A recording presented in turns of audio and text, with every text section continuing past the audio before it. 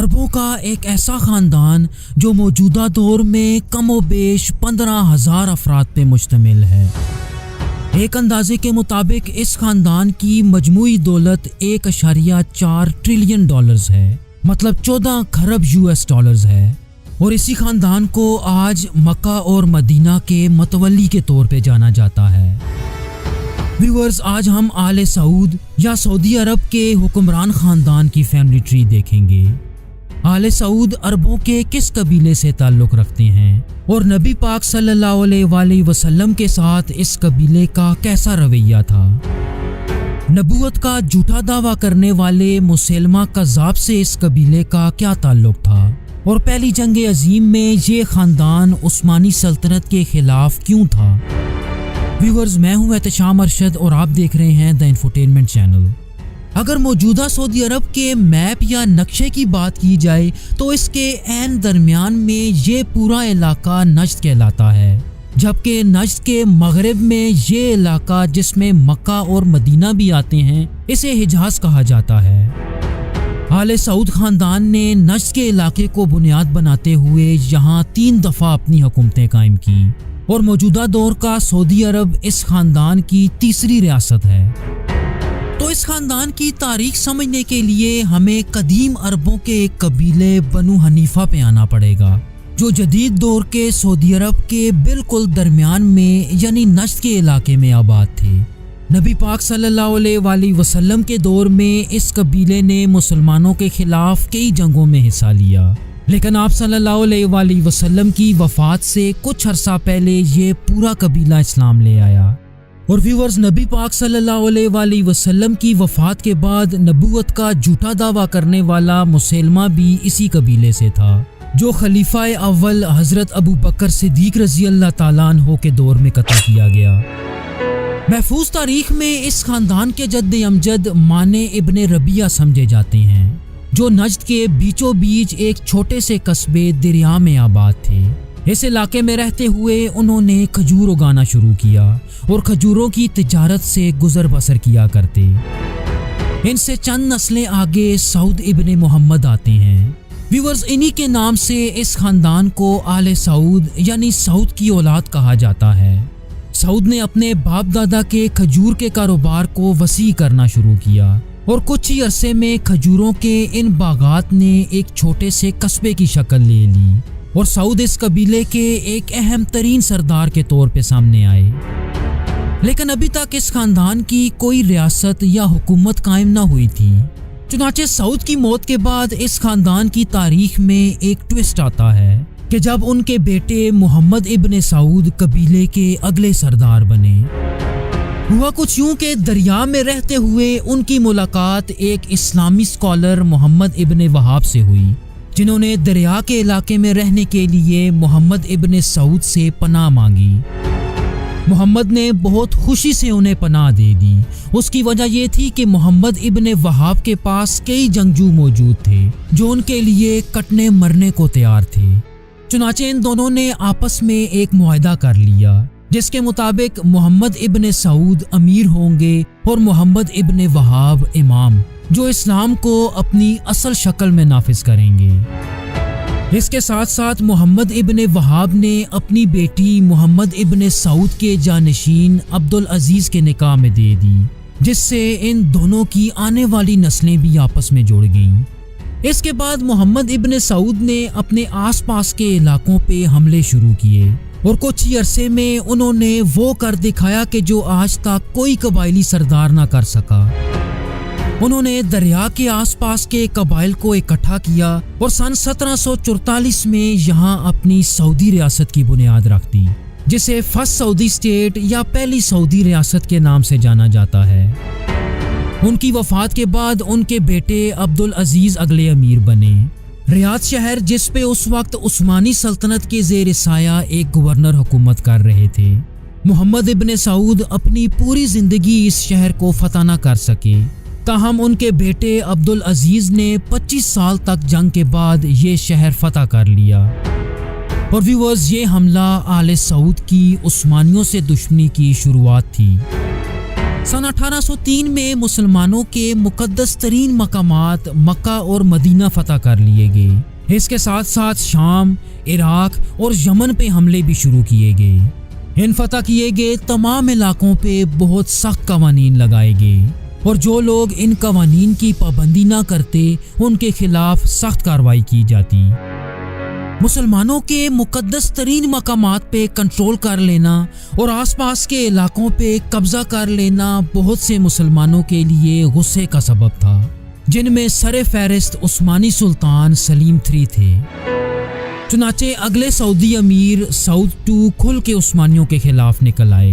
انہوں نے عثمانی سلطان سلیم کو خلیفہ ماننے سے انکار کر دیا اور یہ حکم دیا کہ مکہ میں جمعے کی نماز میں بھی ان کا نام نہ لیا جائے۔ اس کے ساتھ ساتھ عثمانی علاقوں سے آنے والے حج زائرین کو بھی روک دیا گیا۔ چنانچہ سعود کے بیٹے عبداللہ کے دور میں عثمانی سلطان مصطفیٰ IV نے سعودیوں پہ حملہ کیا۔ عثمانیوں نے بہت تیزی سے مکہ اور مدینہ پہ قبضہ کر لیا اور آل سعود سے جڑے ہر شخص کو قتل کرنا شروع کیا اور ان کی ریاست دریا کو ملیا میٹ کر دیا۔ عبداللہ بن سعود کو گرفتار کر کے عثمانی دارالحکومت استنبول لایا گیا، جہاں ان کا سر قلم کر کے دریائے باسفورس میں پھینک دیا گیا۔ تاہم یہ سعودی خاندان کی حکومت کا خاتمہ نہ تھا۔ ترکی بن عبداللہ جو محمد ابن سعود کے ایک دوسرے پوتے تھے، وہ عثمانیوں کے محاصرے سے بچ نکلنے میں کامیاب ہو گئے۔ چنانچہ چند سال روح پوش رہنے کے بعد انہوں نے نجد کے علاقے میں اپنی دوسری سعودی ریاست کی بنیاد رکھی۔ چونکہ ان کا سابقہ علاقہ دریا عثمانیوں کے ہاتھوں مکمل طور پہ تباہ ہو چکا تھا، تو انہوں نے ایک قریبی شہر ریاض کو اپنا نیا دارالخلافہ منتخب کیا۔ ان کے کزن عبداللہ بن سعود کے ساتھ عثمانیوں نے جو کیا اسے دیکھتے ہوئے ترکی نے عثمانیوں کے ماتحت رہنے کا فیصلہ کیا اور عثمانی سلطان محمود II کی رضامندی سے اپنی سلطنت کو وسیع کرنا بھی شروع کیا۔ لیکن ان کے بعد ان کے بیٹے فیصل بن ترکی نے عثمانیوں کو جزیہ یا ٹیکس دینے سے انکار کر دیا، جس کے نتیجے میں عثمانیوں نے انہیں جلا وطن کر دیا۔ لیکن کچھ ہی عرصے میں عثمانیوں کی شرائط ماننے کے بعد انہیں تخت دوبارہ دے دیا گیا۔ ان کے بعد ان کے بیٹے عبد الرحمن ان کے جانشین بنے۔ لیکن ان وقتوں میں سعودی چاروں طرف سے اپنے دشمنوں سے گھرے ہوئے تھے۔ چنانچہ سن 1891 میں ایک حریف راشدی قبیلے نے ایک جنگ میں انہیں شکست دی اور انہیں ریاض چھوڑ جانے پہ مجبور کیا۔ اس کے بعد عبد الرحمن اور ان کا بچا کچا خاندان وہاں پہنچ گیا جہاں سے ان لوگوں کا سفر شروع ہوا تھا۔ اب یہ لوگ صحراؤں میں بدوؤں کی پناہ میں رہنے لگے۔ سن 1901 میں عبد الرحمن کے بیٹے عبد العزیز اپنے باپ دادا کی سلطنت کو دوبارہ حاصل کرنے کے لیے نکلے۔ مورخ لکھتے ہیں کہ اس مہم کے شروعات میں ان کے ساتھ صرف 60 جنگجو تھے، جن میں زیادہ تر ان کے اپنے بھائی، کزن اور قریبی رشتہ دار تھے۔ عبد العزیز نے اپنے 27ویں جنم دن کی رات ریاض پہ حملہ کیا۔ رات کا فائدہ اٹھاتے ہوئے ان لوگوں نے راشدی قبیلے کی اینٹ سے اینٹ بجا دی اور راشدی قبیلے کو نیست و نابود کر دیا، جس کے نتیجے میں عبد العزیز نے تیسری سعودی ریاست کی بنیاد رکھی اور نجد کے علاقے پہ آل سعود کی حکمرانی کو بحال کر دیا۔ پہلی جنگ عظیم کے دوران آل سعود نے برطانوی سلطنت کے ساتھ اتحاد کر لیا اور یہ اتحاد ان دونوں کے مشترکہ دشمن یعنی عثمانی سلطنت کے خلاف تھا۔ عثمانیوں کے خلاف اس جنگ میں عربوں کے دوسرے قبیلوں نے بھی ان کا ساتھ دیا۔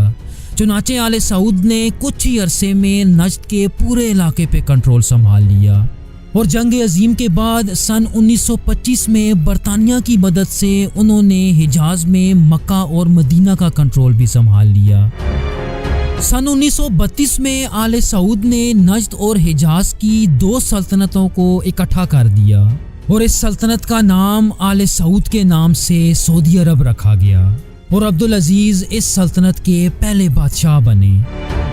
سن 1938 میں انہی کے دور میں سعودی عرب سے آئل یا تیل دریافت ہوا، جس کے بعد آل سعود کی قسمت ہی بدل گئی۔ کنگ عبد العزیز سن 1953 تک سعودی عرب کے بادشاہ رہے۔ ان کی موت کے بعد آج تک سعودی عرب کا آنے والا ہر بادشاہ ان کا بیٹا تھا۔ व्यूअर्स, किसी भी हुक्मरान खानदान में हुक्मरानी बाप से बेटे और फिर उसके बेटों में मुंतकिल होती है, जैसा कि हम उस्मानी सल्तनत की फैमिली ट्री में देख चुके हैं। लेकिन इसके बरक्स सऊदी खानदान में हुकूमत एक भाई से दूसरे भाई में मुंतकिल होती है, ना कि बादशाह के बेटों में। चुनाचे किंग अब्दुल अजीज के बारे में आता है कि उनकी 22 बीवियों से कम 40 बेटे थे और उनके बाद तख्त को लेके हालात काफी खराब नजर आते थे। लेकिन फिर उनके बड़े बेटे सऊद बिन अब्दुल अजीज तख्त पे बैठने में कामयाब हो गए। इस दौर में तेल या ऑयल की आमदन के बावजूद रियासत का कर्ज बढ़ता जा रहा था। इसके अलावा कई दूसरे मसाइल की वजह से उनके भाई फैसल ने उन्हें माजूल कर दिया और खुद तख्त पे बैठने में कामयाब हो गए। किंग फैसल ने बहुत कामयाबी के साथ मुल्की मईशत को बेहतर करने के साथ साथ एडमिनिस्ट्रेशन को भी मजबूत किया। इसराइल को मगरिब से मिलने वाली हिमायत के खिलाफ उन्होंने एहतजाज करते हुए ऑयल वार शुरू कर दी, जिसके नतीजे में सन 1973 में पूरी दुनिया में तेल का बुरान पैदा हो गया। चुनाचे इस दौर को आज तक सऊदी अरब की तारीख में खासी मकबूलियत हासिल है। सन 1975 में हालात उस वक्त खराब होने लगे कि जब किंग फैसल को उनके भतीजे फैसल बिन मुसेद ने कत्ल कर दिया। कहा जाता है कि इनके कत्ल में दुनिया की कई आलमी ताकतों का हाथ था। ताहम अगले बादशाह खालिद ने तख्त नशीन होते ही पूरी दुनिया के साथ ताल्लुकात इस्तवार किए। उन्हें जदीद सऊदी अरब के बानी के तौर पे जाना जाता है। इनके दौर में मुल्क में तेल की आमदनी में बहुत ज़्यादा इजाफा हुआ। सन 1989 में कुछ बागियों ने मक्का में खाना काबा पे कब्जा कर लिया और किंग खालिद को अगवा करने की कोशिश भी की, लेकिन वो इसमें नाकाम रहे। चुनाचे किंग खालिद ने मक्का का कंट्रोल दोबारा हासिल कर लिया और इसके नतीजे में सऊदी अरब में सख्त कवानीन लागू किए गए। इनके बाद इनके भाई फाद बिन अब्दुल अजीज तख्त नशीन हुए। इन्हें सन 1992 में सऊदी अरब का बुनियादी कानून मुतारफ करने के लिए जाना जाता है, लेकिन सन 1995 में इन्हें फालज का दौरा पड़ा और वो अपनी जिम्मेदारियां पूरी करने से कासिर हो गए। इनके बाद इनके भाई अब्दुल्ला बिन अब्दुल अजीज सल्तनत के छठे बादशाह बने और इन्होंने एक ऐसा कानून मुतारफ कराया जो इस खानदान में कभी ना देखा गया। उन्होंने सल्तनत के बादशाह को चुनने के लिए एक खसूसी कौंसल तश्कील दी, जिसके मुताबिक इब्ने सऊद के तमाम बेटे और पोते अगले क्राउन प्रिंस या वली-ए-अहद के इंतखाब के लिए वोट देंगे। किंग अब्दुल्ला के दौर में उनके भाई और जानशीन नैफ इब्ने अब्दुल अजीज का इंतकाल हो चुका था। चुनाचे सन 2015 में किंग अब्दुल्ला की मौत के बाद उनके एक और भाई सलमान इब्ने अब्दुल अजीज तख्त नशीन हुए, जो कि सल्तनत के बानी किंग अब्दुल अजीज के 25वें बेटे हैं। किंग सलमान आज भी सऊदी अरब के बादशाह हैं, जिनकी उम्र तकरीबन 87 साल बताई जाती है। इनके दौर के शुरुआत में शहजादे नाइफ के बेटे मोहम्मद को वली-ए-अहद नामजद किया गया। ताहम सन 2017 में किंग सलमान ने मोहम्मद बिन नाइफ को हटा के अपने बेटे मोहम्मद बिन सलमान को वली-ए-अहद नामजद कर दिया, जिन्हें दुनिया MBS के नाम से जानती है और पूरी दुनिया मानती है कि आज तख्त के पीछे असल ताकत MBS हैं और इसमें कोई शक नहीं कि वो अगले बादशाह भी होंगे। चुनाचे आले सऊद की तारीख में ये पहला मौका होगा कि जब बादशाह के भाई के बरक्स उनका बेटा तख्त नशीन होगा। व्यूअर्स, अरबों ने स्पेन का कंट्रोल कैसे हासिल किया? बनु उमैया के स्पेन के खुलफा की फैमिली ट्री देखने के लिए स्क्रीन पे दी गई वीडियो जरूर देखिए। Thank you so much. Allah Hafiz.